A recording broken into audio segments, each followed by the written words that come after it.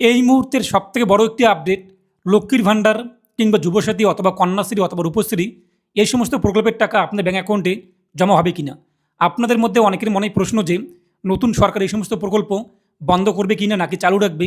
এই মুহূর্তে আজকে কিন্তু আমাদের রাজ্যের যে চিফ মিনিস্টার মাননীয় শুভেন্দু অধিকারী মহাশয় তিনি কিন্তু জানিয়ে দিয়েছেন যে লক্ষ্মীর ভাণ্ডার প্রকল্প কিংবা যুবসাথী কিংবা রূপশ্রী কন্যাশ্রী ইত্যাদি যে সামাজিক প্রকল্প এই সমস্ত প্রকল্পের টাকা আপনাদের অ্যাকাউন্টে জমা হবে কি না।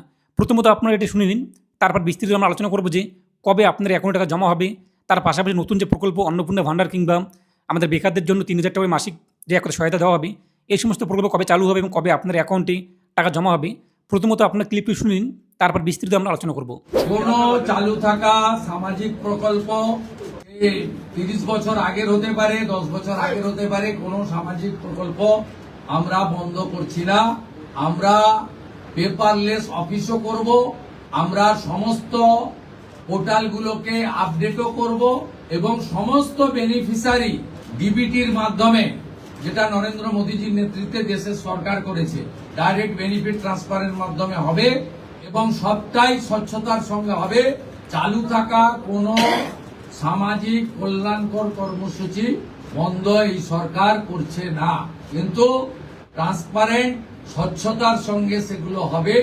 কোনো মৃত ব্যক্তি তিনি কোনো সামাজিক প্রকল্পের সুযোগ পেতে পারেন না, আপনিও বলবেন না পাওয়া উচিত। কোনো অভারতীয় তিনি ভারতের কোনো প্রদেশ বা জাতীয় সরকারের কোনো বেনিফিট তার পাওয়া উচিত নয়।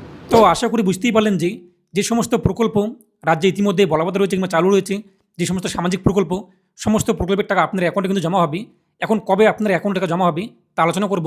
তার আগে ছোট্ট একটি রিকোয়েস্ট, আপনি যদি এখনও পর্যন্ত ভিডিওতে লাইক না করে থাকেন অবশ্যই লাইক করে দিন। তার পাশাপাশি চ্যানেল সাবস্ক্রাইব করে পাশে বেল ক্লিক করে নোটিফিকেশন রাখুন পরবর্তী ভিডিও সবাইকে পাওয়ার জন্য। আর আপনি যদি আমাদের ভিডিওটি ফেসবুক পেজ এমডি 300 দেখে থাকেন অবশ্যই ফেসবুক পেজটি ফলো করুন, কেননা আমরা কিন্তু আমাদের যে ফেসবুক পেজ এখানে কিন্তু সমস্ত আপডেট সবার আগে দিয়ে থাকি, তাই ফেসবুক পেজটি আপনারা ফলো করবেন আর অবশ্যই ভিডিওটি প্রত্যেকে শেয়ার করে জানিয়ে দেবেন। তো আজকে কিন্তু ফার্স্ট ক্যাবিনেট বৈঠকে রাজ্যের চিফ মিনিস্টার মাননীয় শুভেন্দু অধিকারী মহাশয় জানিয়ে দিয়েছেন যে সমস্ত প্রকল্প সেটা 10 বছর আগে কিংবা 30 বছর আগে যে সমস্ত সামাজিক প্রকল্প চালু করা হয়েছে সমস্ত প্রকল্প কিন্তু চালু থাকবে। এক কথা সমস্ত প্রকল্পের যে সুবিধা বেনিফিট যে রয়েছে এক কথা আবেদনকারীরা তারা কিন্তু পাবে, যারা ইতিমধ্যে পাচ্ছেন। সেটা লক্ষ্মীর ভাণ্ডার হতে পারে কিংবা কন্যাশ্রী কিংবা রূপশ্রী অথবা আপনাদের যে যুবশ্রী প্রকল্প কিংবা কৃষক বন্ধু প্রকল্প ইত্যাদি যে সমস্ত প্রকল্প রয়েছে। এছাড়াও যে বয়স্ক ভাতা, বৃদ্ধ ভাতা, জয় জোহার প্রকল্প, প্রতিবন্ধী ভাতা কিংবা যে ইমাম ভাতা কিংবা যে পুরোহিত ভাতা, তো এরকম যে সমস্ত সামাজিক প্রকল্প সমস্ত প্রকল্প কিন্তু চলমান থাকবে রাজ্যে। কোনো প্রকল্প রাজ্য সরকার বন্ধ করছে না, সমস্ত প্রকল্পের সুবিধা কিন্তু আপনারা পেতে চলেছেন। এখন প্রশ্ন, কবে আপনার অ্যাকাউন্টে টাকা জমা হবে।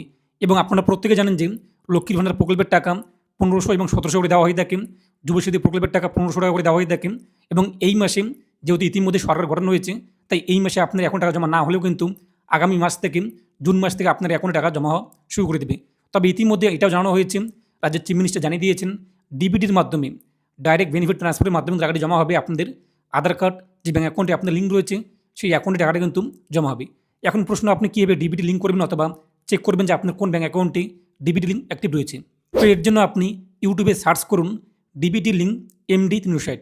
ডিবিটি লিঙ্ক এমডি 360 লিখে আপনি যখনই সার্চ করবেন প্রথমে আপনারা আমাদের ভিডিওটি পেয়ে যাবেন।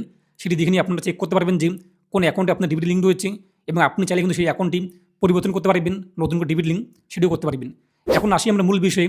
এর পাশাপাশি এটাও জানানো হয়েছে আজকে কিন্তু যারা মৃত, যাদের মৃত্যু হয়েছে, যদি তারা কোনো প্রকল্পে টাকা পেয়ে থাকে তাদের কিন্তু আবেদন বাতিল হয়ে যাবে। তার পাশাপাশি অভারতীয় যারা ভারতের নাগরিক নয় কিন্তু এই সমস্ত প্রকল্পের সুবিধা পাচ্ছেন তারা কিন্তু টাকাটি পাবেন না।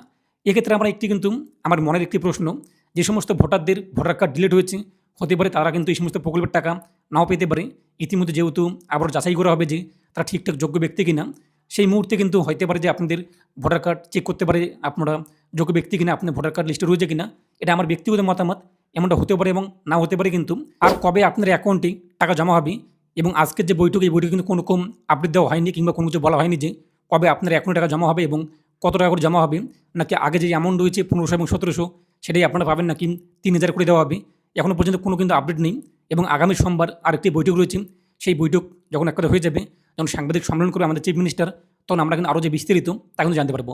সম্ভবত আগামী মাস থেকে আপনার অ্যাকাউন্টে কিন্তু টাকা আসতে চলেছে এবং কত টাকা আসবে 1500 এবং 1700 করে নাকি 3000 করে, সেটা কিন্তু আমরা খুব শীঘ্রই জানতে পারবো। আর যখনই আপডেট চলে আসবে আমি আপনাদের জানিয়ে দেবো, এবং আগামী সোমবার যে বৈঠক, সেই বৈঠকে আমরা কিন্তু আরও বিস্তারিত জানতে পারবো। আর আমি আপনাদের সমস্ত আপডেট সবার আগে দিয়ে দেবো, তাই প্রতিনিয়ত আপনারা আমাদের যে ইউটিউব চ্যানেল এমডি শর্ট এবং ফেসবুক পেজ, এগুলো ফলো করে রাখুন। আর অবশ্যই ভিডিওটি প্রত্যেকে শেয়ার করে জানিয়ে দিন। এ নিয়ে আপনার মতামত কমেন্টে পেশ করুন। ভালো থাকুন এবং সুস্থ থাকুন।